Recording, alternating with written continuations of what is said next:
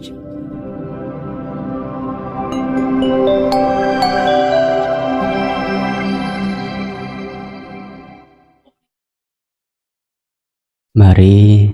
para ibu bapak serta saudara-saudari sekalian, kita bersikap menjali memberikan penghormatan kepada guru agung kita, Sang Buddha Gautama. Namo tassa bhagavato arahato samma sambuddhassa. Namo tassa bhagavato arahato samma sambuddhassa. Namo tassa bhagavato arahato samma sambuddhassa. Seseorang yang tidak marah, yang dapat menahan hinaan, hukuman, yang memiliki senjata kesabaran, maka mereka kusebut seorang Brahmana. Syair Dhammapada, syair 399,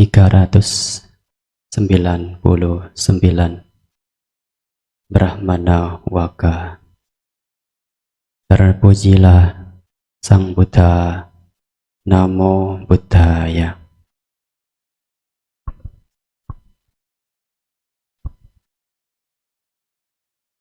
Kepada para pemimpin puja bakti yang saya hormati, para ibu bapak serta saudara-saudari sekalian yang berbahagia, baik yang hadir secara langsung di ruangan Dhammasala ini, maupun yang juga mengikuti dari rumah atau dari tempat masing-masing. Satihotu, salam sejahtera untuk kita semua. Semoga para bapak, ibu, dan saudara-saudari sekalian dalam kondisi yang sehat dan berbahagia.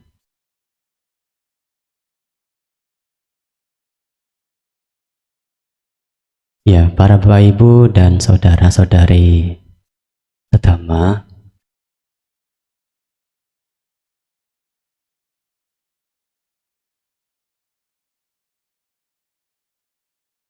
bulan ini masih dalam suasana Waisak, ya.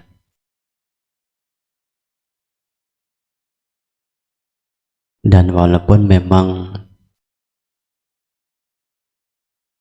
Waisak itu tepatnya itu jatuh pada tanggal 4 beberapa hari yang lalu, tetapi umat Buddha terutama di Indonesia biasanya dalam 1 bulan ke depan juga melaksanakan kegiatan Waisak, kadang disebut sebagai Dhamma Santi Waisak. Jadi beberapa wihara, beberapa tempat atau di daerah-daerah begitu ya, juga melaksanakan kegiatan tersebut.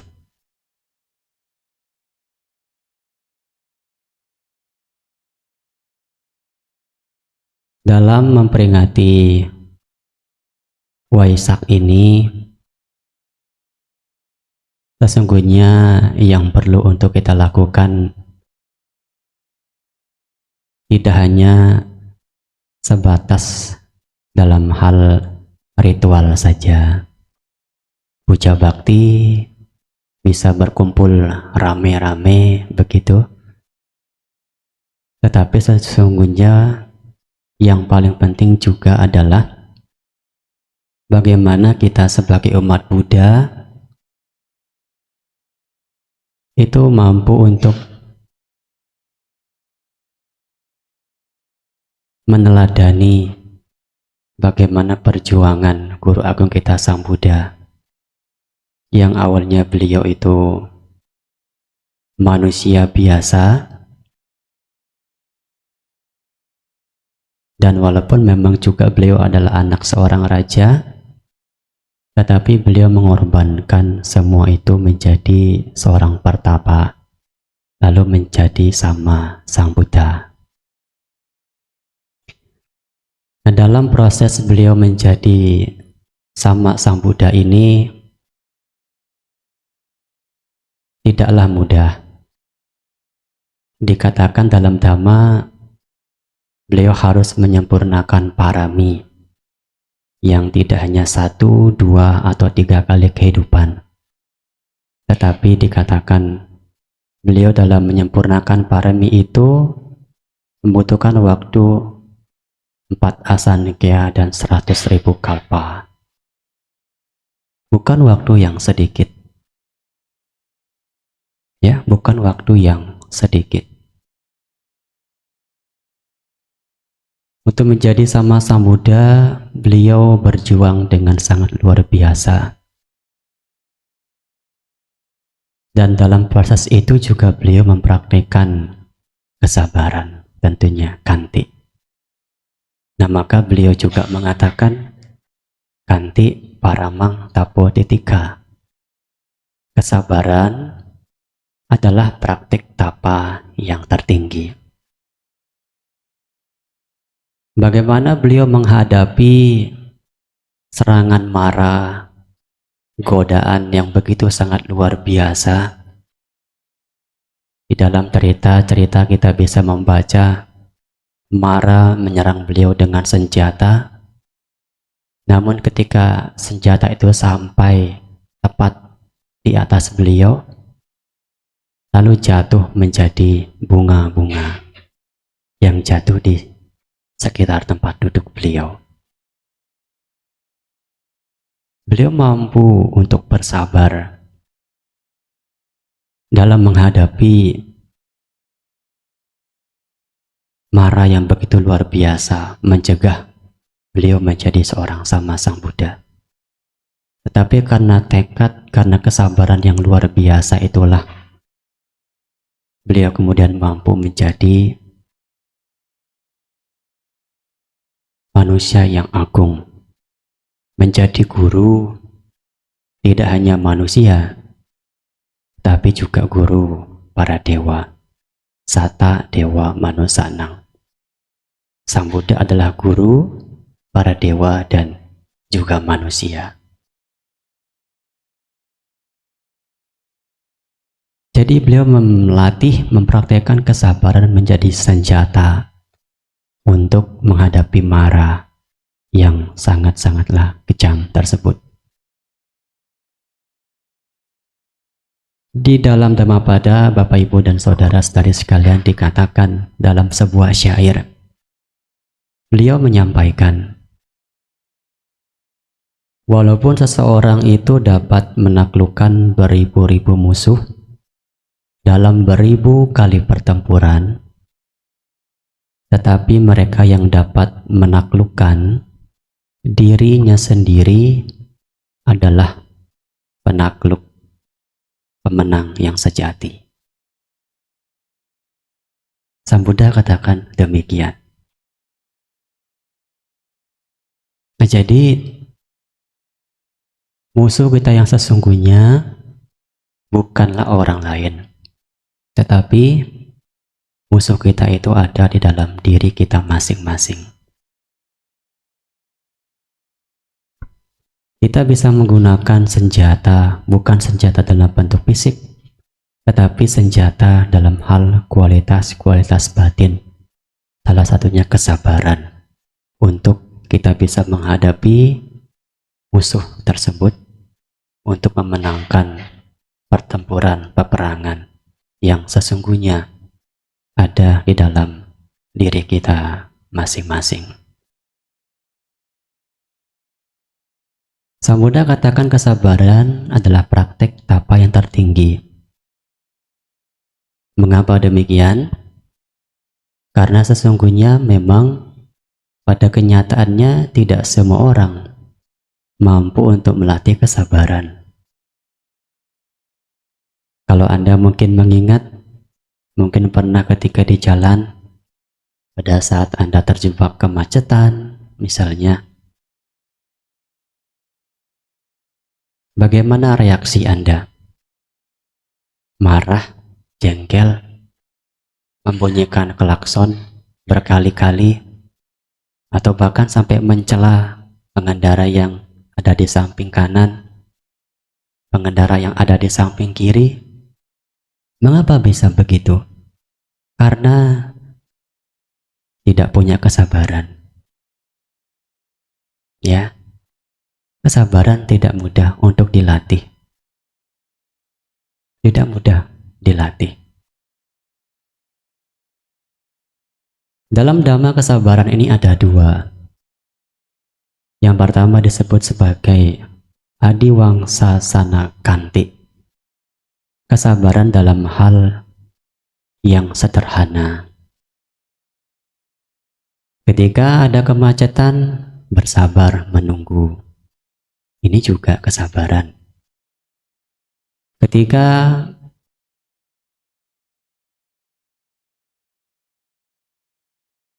ada di tempat tertentu, misalnya menunggu harus mengantri begitu, itu juga kesabaran dalam hal sederhana.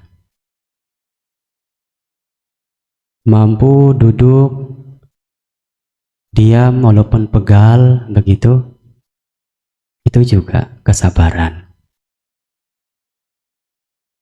Nah, ada kesabaran yang kedua yang dikatakan kesabaran yang lebih tinggi. Ini berhubungan dengan batin atau pikiran kita, yaitu titika kanti, kesabaran yang lebih tinggi.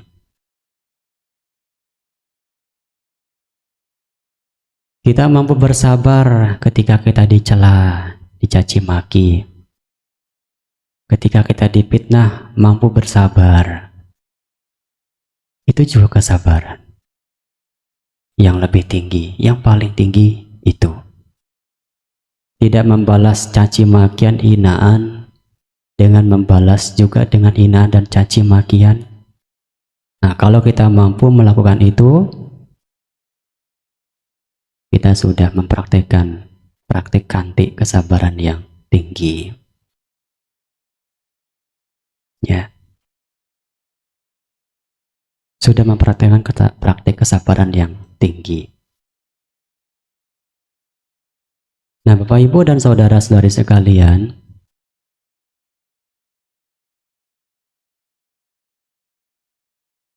untuk bisa agar kita ini lebih yakin, semangat, tekun untuk mempraktekkan kesabaran, juga penting kita memiliki pengertian pandangan yang benar. Apa alasannya saya harus bersabar? Paling tidak, mengapa saya harus bersabar? Karena saya tahu apa bahayanya, apa kerugiannya dari seseorang yang tidak memiliki kesabaran. Di dalam salah satu sutta, Patama Akanti Sutta, dijelaskan beberapa hal mengenai bahaya bagi orang-orang yang tidak memiliki kesabaran. Yang pertama, orang yang tidak bersabar itu mereka tidak akan disukai, tidak akan disenangi oleh orang lain. Ya, tidak akan disukai, tidak akan disenangi oleh orang lain. Yang kedua, orang yang tidak memiliki kesabaran akan menimbulkan permusuhan dengan orang lain. Banyak orang yang tidak menyukainya, banyak orang yang memusuhi mereka yang tidak punya kesabaran. Mudah marah, mudah tersinggung, mudah sakit hati, ingin selalu dimengerti. Ya, contoh orang yang tidak bersabar ya demikian. Maka ya banyak orang yang tidak akan suka bergaul, berteman dengan orang-orang seperti itu. Orang-orang akan menjauhi mereka yang memiliki sifat demikian. Lalu yang ketiga, orang yang bersabar itu juga memiliki bahaya. Ia akan selalu dilihat, dicari-cari kesalahannya. Ya, akan selalu dilihat, dicari-cari kesalahannya. Karena memang orang yang tidak suka dengan orang lain, pada kenyataannya ya begitu. Dia akan selalu mencari kesalahan mereka yang tidak dia sukai tersebut. Walaupun mungkin kadang sesekali ia berbuat baik, berbuat kebajikan, tetapi dia itu lebih banyak atau lebih sering berbuat kesalahan. Maka ketika dia berbuat kebajikan, dia tidak akan melihat kebajikan apa yang dia lakukan. Tetapi yang dia akan lihat adalah siapa yang melakukan. Oh, ternyata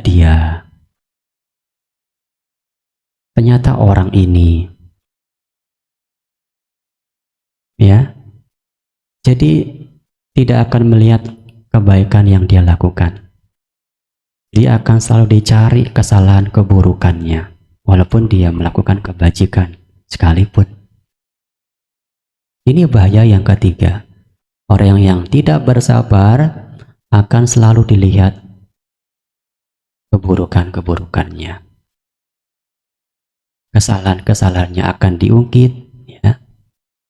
Akan selalu dicari. Nah, dan yang keempat, orang yang tidak bersabar itu ketika menjelang kematian,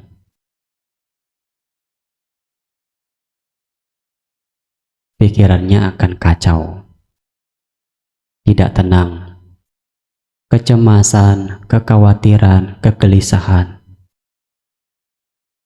terjadi pada orang yang tidak memiliki kesabaran. Karena kenapa? Itu sudah menjadi kebiasaan dia, ya. Maka karena sudah menjadi kebiasaan, pada saat menjelang kematian itu akan muncul, akan terjadi. Ya, sudah menjadi kebiasaan dari pikirannya yang jarang melatih kesabaran. Pikirannya kacau, gelisah. Dan yang kelima, tentu sebagai akibat yang keempat, kalau ketika menjelang kematian pikirannya kacau, gelisah, khawatir, ya, tidak ada ketenangan di situ, karena memang orang yang tidak bersabar itu ciri-cirinya tidak bisa tenang. Maka sebagai akibat yang kelima, tentu ia akan dapat terlahir di alam yang menyedihkan, di alam menderita. Nah, inilah Bapak Ibu dan saudara-saudari sekalian, setidaknya yang menjadi alasan mengapa kita penting untuk mempraktikkan kesabaran. Ya, menjadi alasan untuk kita praktek kesabaran.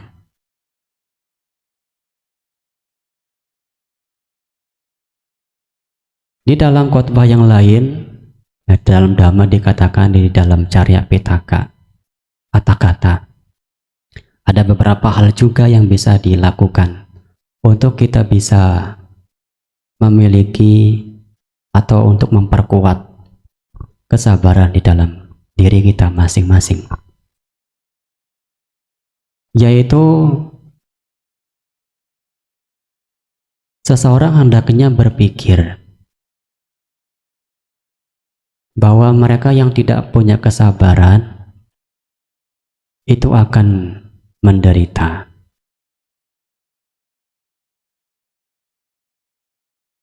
Dan karena itu kemudian dia akan melakukan kesalahan-kesalahan dan itu akan menyebabkan penderitaan juga di dalam kehidupan yang berikutnya. Jadi orang yang tidak bersabar akan menderita di kehidupan sekarang, juga menderita di kehidupan selanjutnya. Ini juga bisa dilakukan untuk memperkuat kesabaran, memiliki pikiran, pandangan yang benar demikian. Nah, seseorang juga hendaknya berpikir, walaupun penderitaan ini muncul karena kesalahan orang lain, tetapi badan jasmanikulah tempat penderitaan itu terjadi. Dan sebab seseorang berbuat kesalahan kepada kita, itu adalah milik kita. Kita yang menyebabkannya. Jadi artinya ketika orang berbuat salah kepada kita, walaupun fisik kita sakit, misalnya mungkin kita ditempeleng misalnya ya, dipukul begitu. Tapi paling tidak batin kita tidak ikut sakit. Jadi penderitaan itu hanya terjadi pada badan jasmani kita saja. Jangan sampai mempengaruhi pikiran kita, batin kita. Ini cara yang kedua. Walaupun fisik sakit, tetapi batin, pikiran kita jangan sampai ikut sakit. Ya. Dan berikutnya juga seseorang hendaknya berpikir bahwa kesalahan penderitaan yang muncul sekarang ini itu akan membebaskanku dari hutang karma. Dari hutang karma buruk. Nah, orang hendaknya berpikir demikian. Ketika ada orang berbuat salah kepada kita, kita menjadi menderita. Artinya karma buruk kita berkurang. Mengurangi karma buruk kita. Ya, mengurangi karma buruk kita. Dan kemudian seseorang juga hendaknya berpikir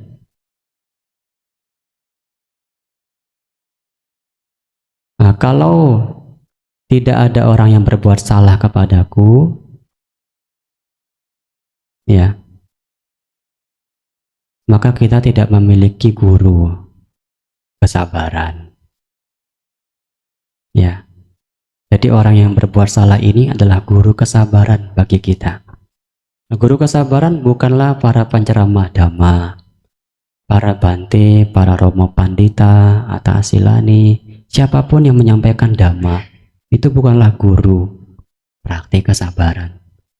Tetapi siapa yang menjadi guru praktik kesabaran kita adalah ketika mereka yang mencela kita, ketika mereka yang marah dengan kita, ketika mereka yang mencaci maki kita. Mereka lah sesungguhnya guru kesabaran itu sendiri. Jadi melatih kesabaran tidak harus bayar gratis. Tetapi memang tidak semua orang mampu melakukan itu. Karena memang demikian, seperti Sang Buddha katakan, kesabaran adalah praktik tapa yang tertinggi.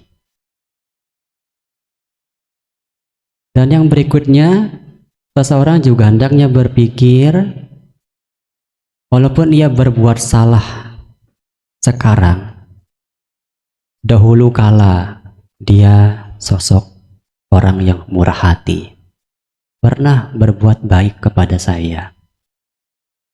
Nah, ini juga bisa dilakukan.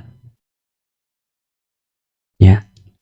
Jadi kita tidak fokus dengan apa kesalahan yang ia lakukan kepada kita, tetapi kita mengingat kembali kebaikan apa yang dia lakukan pada saya. Dengan kita berpikir demikian, maka kita mampu untuk memperkuat kesabaran. Kita tidak jadi marah, kita tidak jadi sakit hati, walaupun dia sudah berbuat buruk kepada kita. Ya. Dan yang berikutnya, seseorang juga hendaknya berpikir ketika seseorang berbuat salah kepada kita, di saat itu juga adalah waktu untuk kita berbuat kebajikan, menambah kebajikan. Ya, menambah kebajikan. Mampu bertahan, mampu menerima, ya, hinaan, celaan, caci makian itu. Karma buruk kita berkurang, karma baik kita bertambah. Menjadi kesempatan untuk menambah kebajikan lagi dan lagi.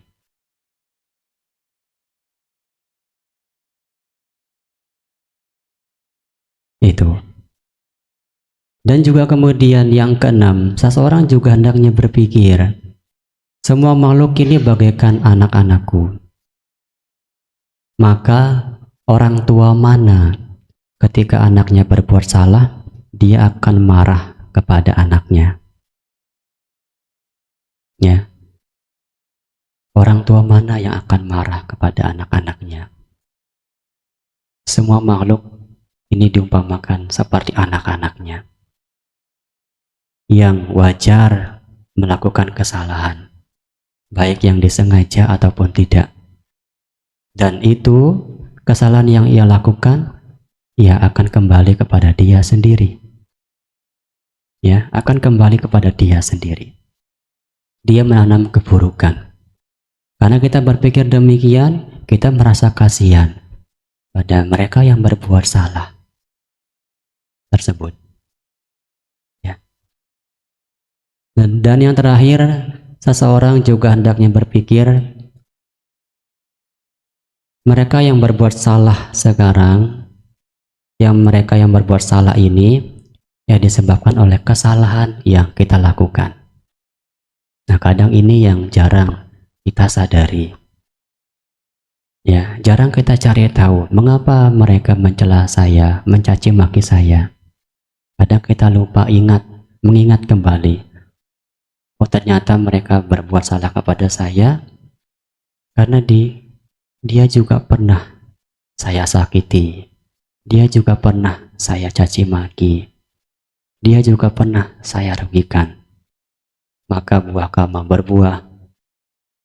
Sekarang dia yang menghina saya, balas dendam kepada saya. Dengan punya pikiran demikian, mampu untuk memperkuat kesabaran di dalam diri kita.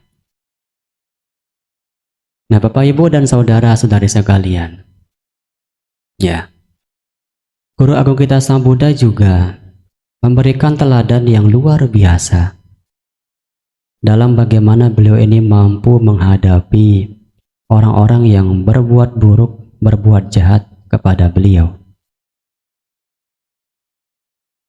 Yang mana dikatakan saat itu ketika beliau dicaci maki, dihina oleh 4 orang Brahmana, beliau mampu menghadapi, tidak melakukan kesalahan, berbuat salah kepada mereka yang berbuat salah kepada beliau.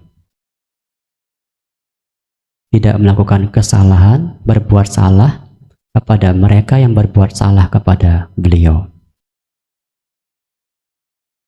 Jadi dikisahkan yang pertama ketika ada seorang Brahmana bersama dengan istrinya, ketika pergi ke tempat tertentu, begitu. Nah, istrinya ini jatuh,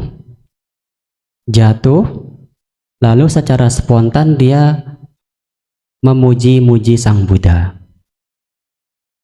di depan suaminya sendiri. Maka tentu sebagai seorang suami yang mendengar hal itu wajar marah, wajar tersinggung, sakit hati.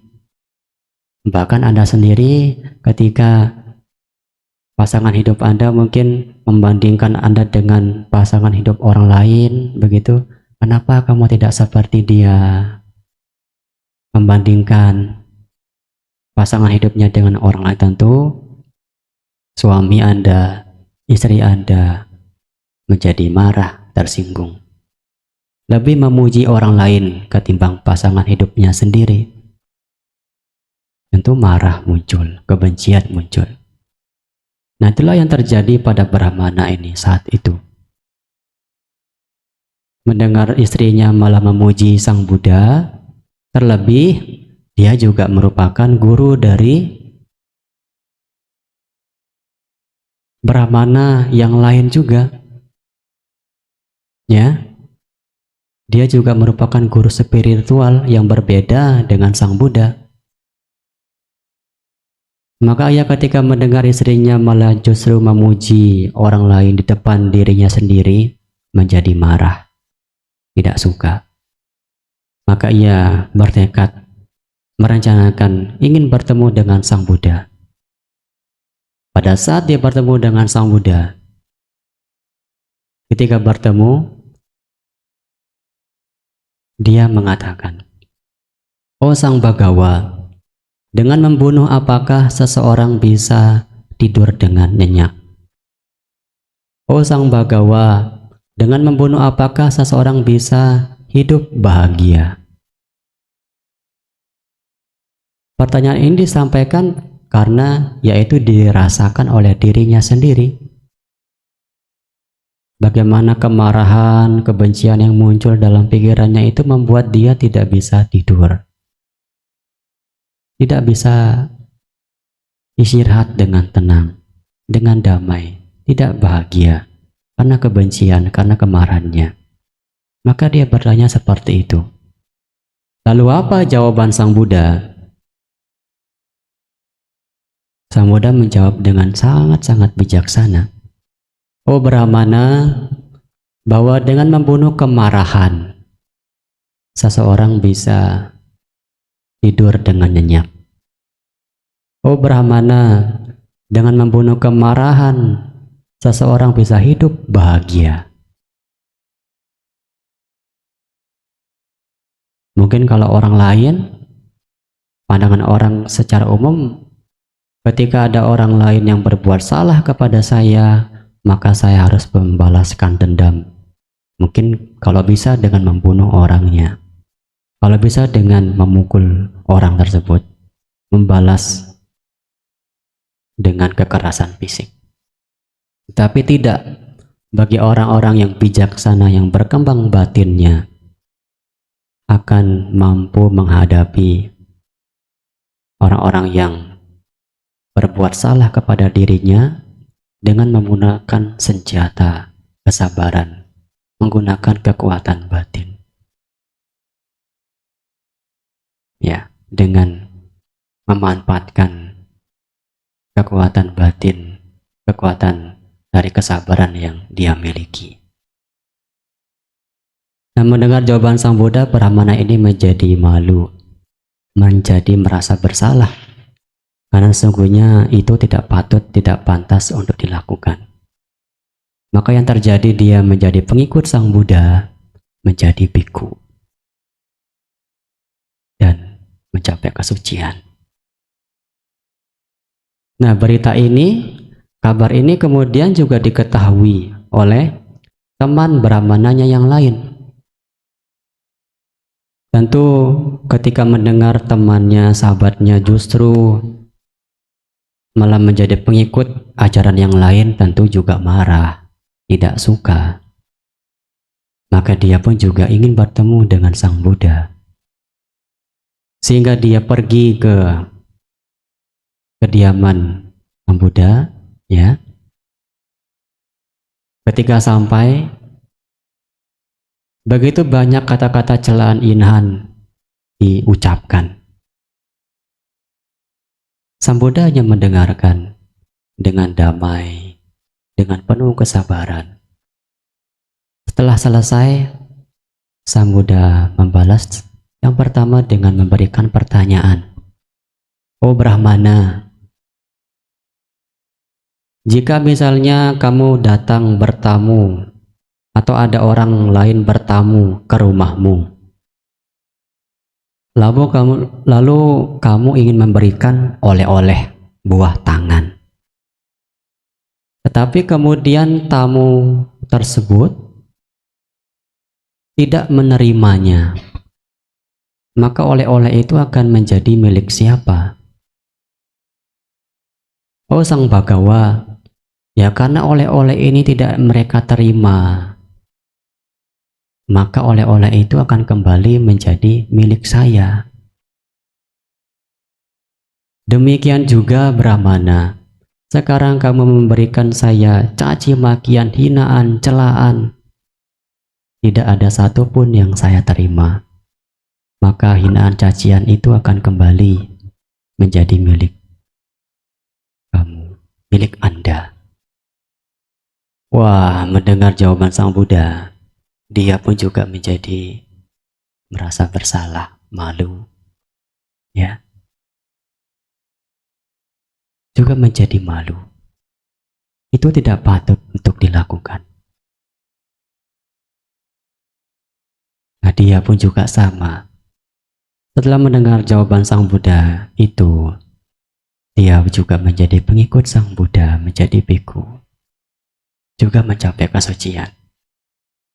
Nah, kabar ini juga didengar kembali oleh dua saudaranya yang lain. Dia pun juga sama, marah, tidak suka, sakit hati, ya. Dan ketika dia bertemu juga dengan Sang Buddha, sama mencela, mencaci maki beliau.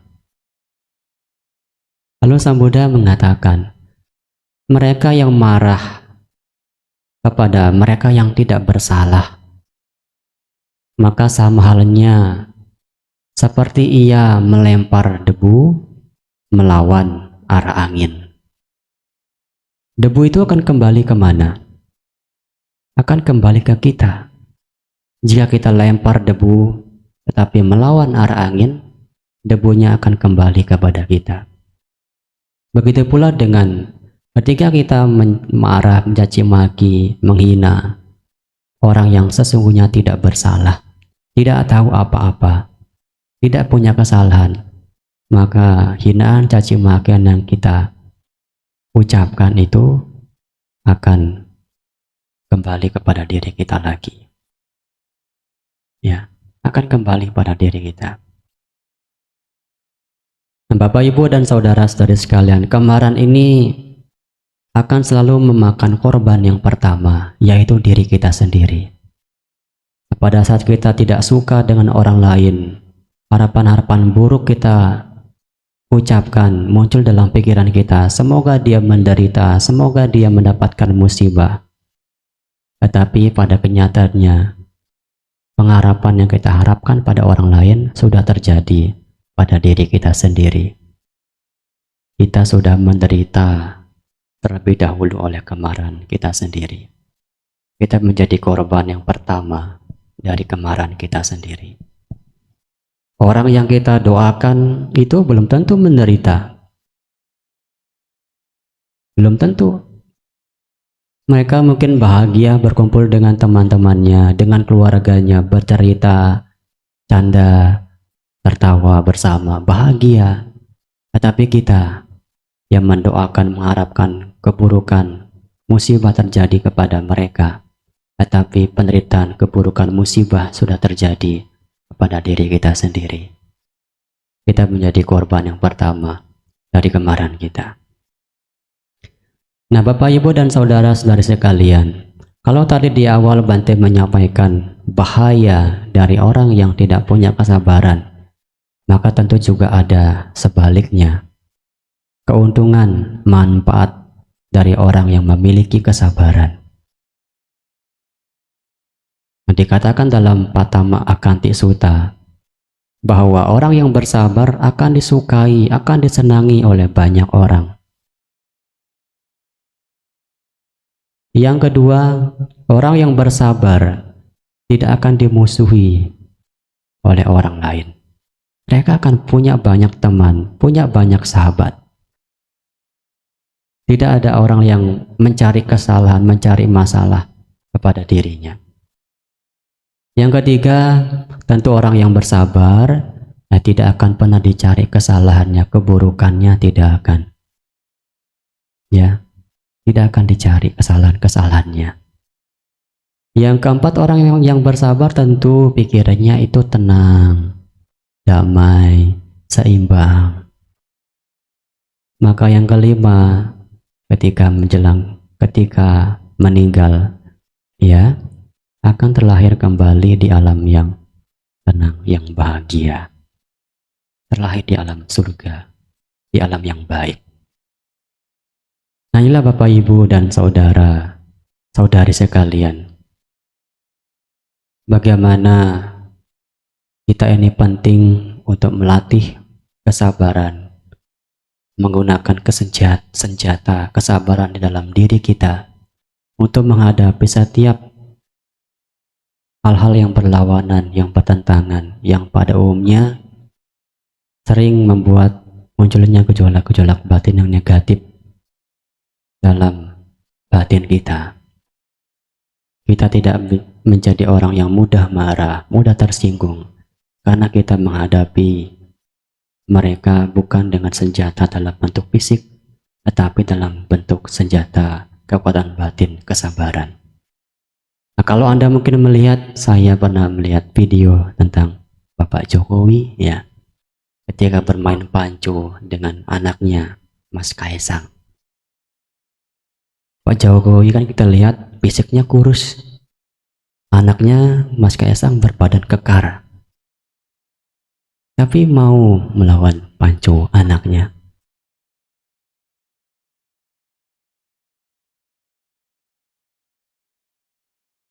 Lalu Mas Kaisang mengatakan, udahlah Bapak kalah aja, ngalah aja.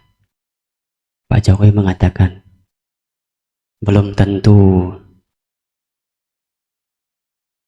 orang yang berbadan besar itu kuat kesabarannya.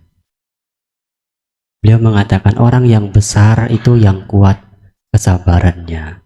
Orang yang besar itu yang kuat apa?